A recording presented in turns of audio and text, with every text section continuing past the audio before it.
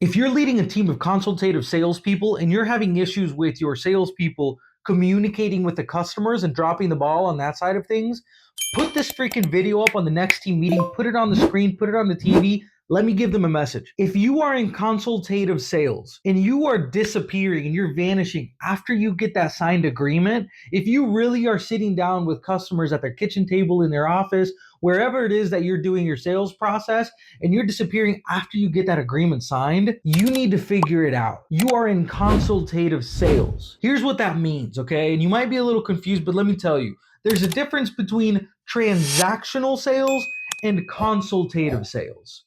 Okay, transactional sales, if you walk into T-Mobile today and buy a brand new Galaxy phone, that's a transactional sale. That salesperson that sold you that phone, you're not going to be talking to them tomorrow and next week and having another meeting with them. That's a transaction. Consultative sales, if there is a process to your sales and it's not just a one-time close, you are in consultative sales. And as a consultative sales professional, you are a consultant, you are an advisor, and your job is to make sure that people do not feel abandoned, okay? And if you are abandoning people after you get that signed agreement, you are not only hurting the company, but you're also hurting yourself, because you need to understand that in consultative sales, the most successful consultative sales people, a lot of them work only off of referrals. And if you're not working only off of referrals, if you're still needing to do a lot of cold outreach, you need to understand then that something needs to change, right? Because you don't need to be working that hard.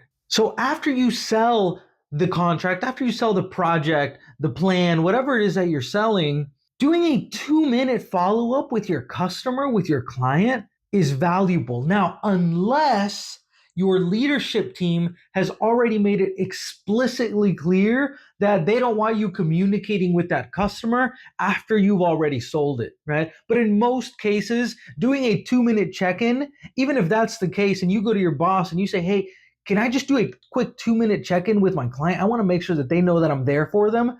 I guarantee you, I can almost guarantee you that they're not going to say, no, I don't want you to talk to them. So doing a 2-minute follow-up with them and saying, hey, Betty, it's Javier. Hey, how are you doing? I just wanted to touch base with you and check in on you. How are things going? Hey, by the way, how did Billy handle this for you? Do that. Do a courtesy check. Maybe you're not the next person's supervisor, but you can at least do a courtesy check with your client. And then you can ask them, hey, by the way, Betty, how was this process for you? How was that process for you?